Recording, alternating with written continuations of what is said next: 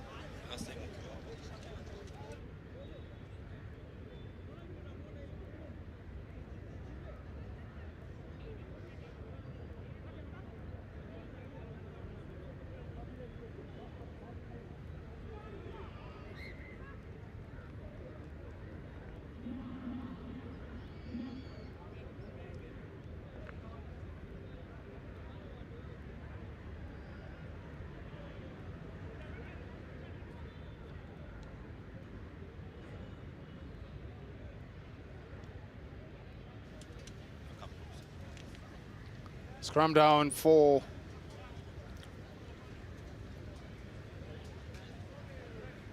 Kabarak University.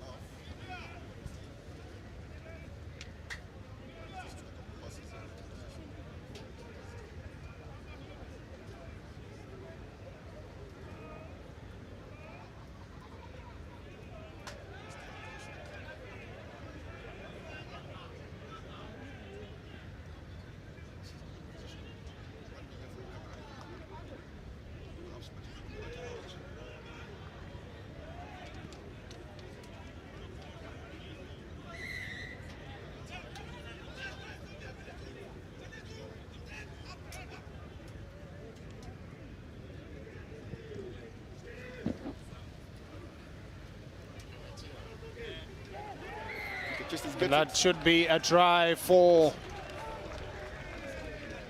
Kabarak University. Try time, Kabarak. Kabarak University diving over for their opening try of the game. Having withstood pressure from the Menengai Oilers. They finally take the lead. Conversion is successful.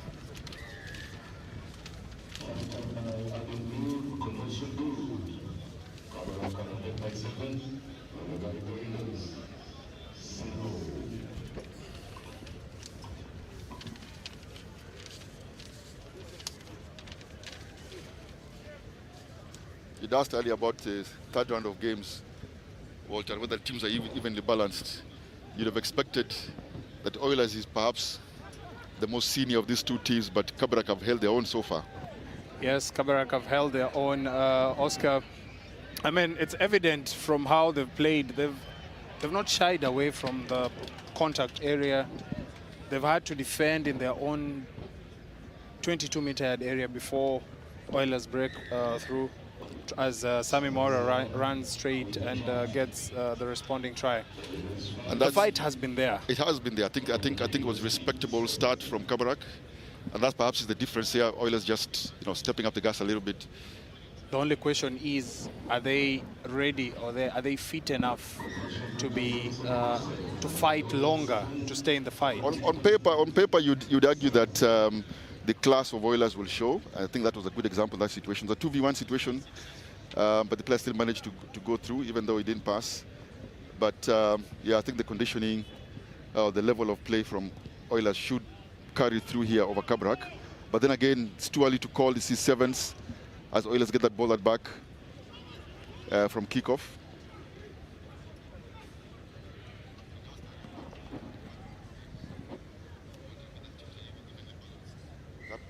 straight to touch there. I think so. It's Kabarak line out. Referee Victor says it's a knock on, he says. To make matters worse for these teams, it's not really worse, Oscar. There are two Nakuru sides. They've been given a Nakuru referee. So, one or two will decide what to pay. Well, it is.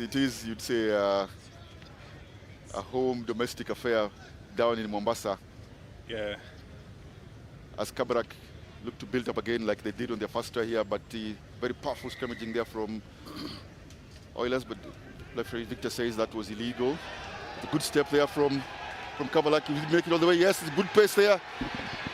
Oh, it's good speed. Will he make it all the way to the end? Oh, it's try time. Try time.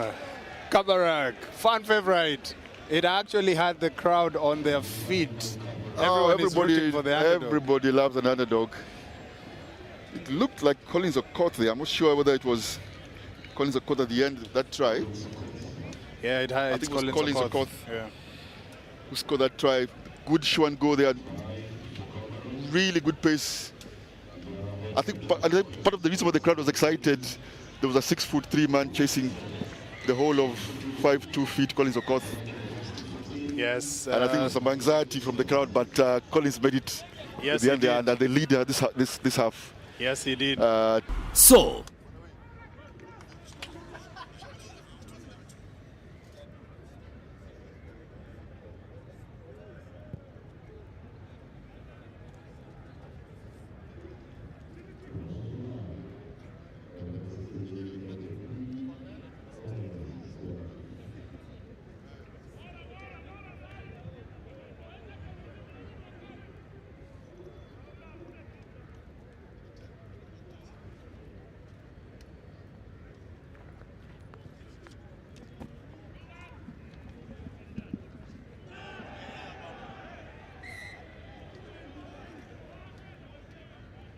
dangerous play there by Oilers.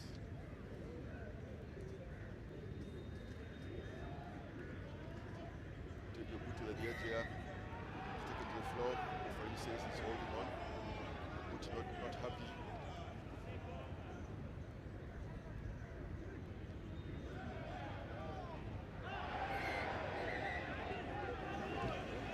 Kabarak showing the frustration there. No, is it?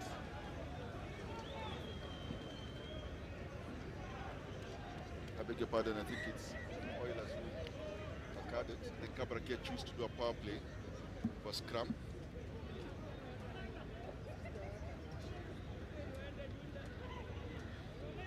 Kabarak called for scrum here as Daniel Kipchirchir is yellow carded from the Oilers. And they do split the pitch here. Kabarak, hopefully they can execute. We saw this earlier by Strathmore Leos. We saw Strathmore earlier using this power play when there was a yellow card, and they split the pitch into two. Yes, and they do it so well. The execution meets the reward. You'd expect Michael Mania yet Minor come back blind. This way. I thought you would have gone the other Should side have to gone create for the overlap, switch. but this is real pressure from Oilers on the breakdown. Kabarak gets possession. Smuggled.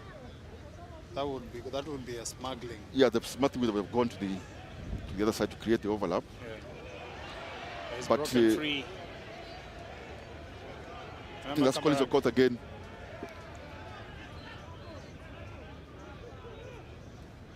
Kabarak looking for their third. Oilers under pressure here. Kabarak not creating that overlap that you'd think they would have now. You know, the passes are going to the floor. If you could just commit the play and release passes in the overlap, but they can't seem to be getting that overlap and the experience of Oilers coming through. Yeah, but Victor said there was no release there. The referee Victor says no release from the player. I think Kabarak need to calm down here. I think there's an opportunity to score this one. You just need to calm down. But they're under real pressure. It's good defensive pressure here from the Menengai Oilers. As Kabarak also have a player down. Oilers are Oilers need to hold their discipline here. Kabarak, as I said, that Kabarak just kick away possession and give it back to Oilers. Looks forward there, to say, but referee Victor says play on. Looks like an overlap here for Oilers. It shouldn't be the case, but the experience of Menengai Oilers showing through here, coming through. As we see there, Bradford, I beg your pardon, that's Cavoli, I think, just broke through. Was it? Chacha scores it eventually.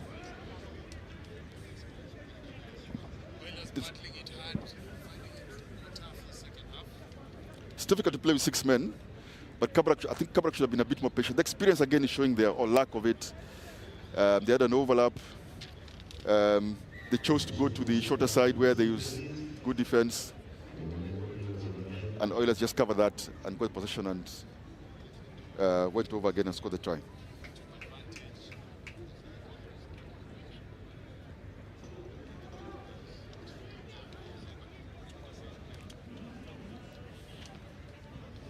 Tapped backwards, but lost forward as the center referee signals the scrum towards Kabarak. Oilers back to the full complement. And guess who comes onto the pitch? Builder Dogeta.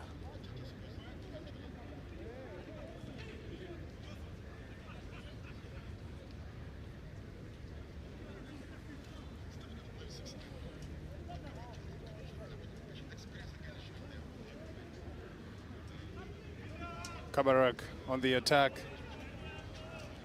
The winger is asking for a kick. Shuffles through the defensive line, but Menengai Oilers remain resolute. Hawk-eyed on the threat that Kabarak University poses, attacking down the blind side. Probably not the best decisions to make. Still some space. Kabarak swinging it, probing for that weak defensive effort on the outside channels. Builder Dogeta in no man's land, but makes his way back to the defensive line. Kabarak, as the hooter sounds, Kabarak just looking to create 2v1 or 3v1s opportunities on the outside channels. Teddy Agutu loses his footing.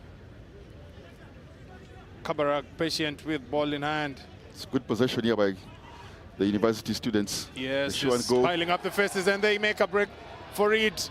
Just one defender to beat. Player off his feet. Counterattack attempt coming through. Kabarak recycling the ball quite well. Huge tackle there. Grafin Zanala keeps possession.